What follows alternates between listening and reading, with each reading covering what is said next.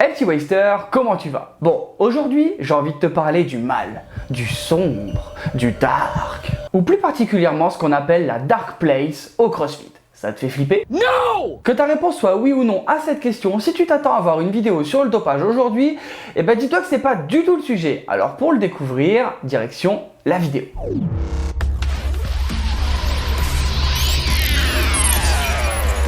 Quand je te parlais du côté obscur au CrossFit, je voulais te parler d'un truc qu'on appelle la dark zone. Je t'avoue que quand moi je l'ai découvert, je me suis un peu dit que c'était un truc interdit, du genre comme le dark web ou un truc comme ça.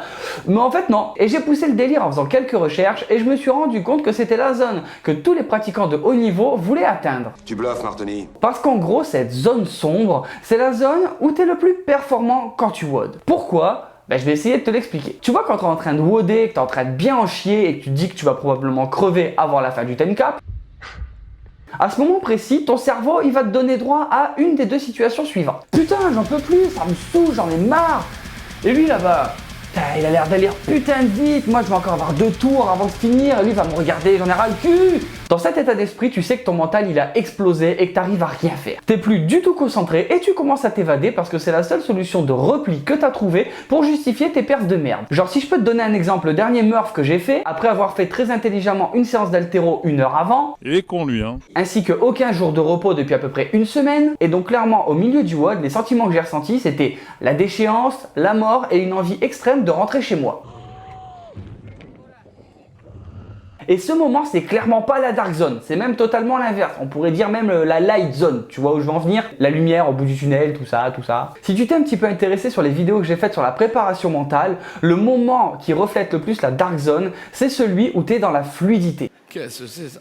C'est le moment où tu as l'impression de prendre ton cerveau, le jeter dans un coin et de le remplacer par technique et performance. Fusion.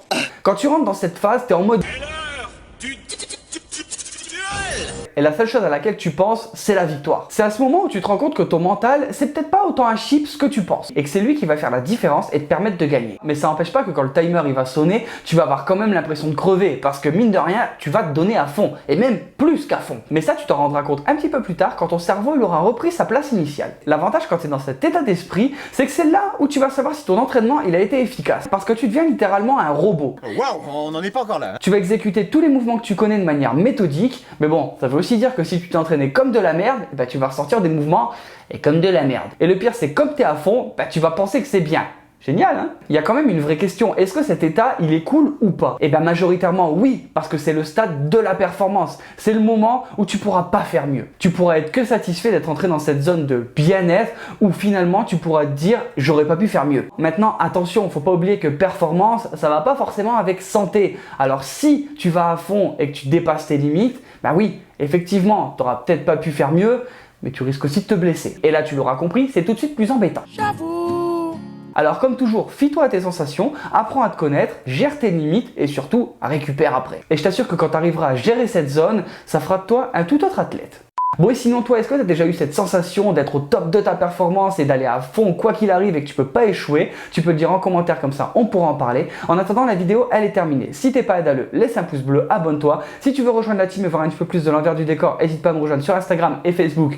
Les liens ils sont en description. Il te reste que quelques jours pour participer au Waste Online, alors c'est pareil, direction le site. Si tu veux porter les couleurs de Waste et soutenir les projets, en ce moment il y a des petites promos, alors direction le store, pareil, il y a le lien en description. Et nous on se retrouve chaque mardi et vendredi pour une prochaine vidéo. Ciao ciao.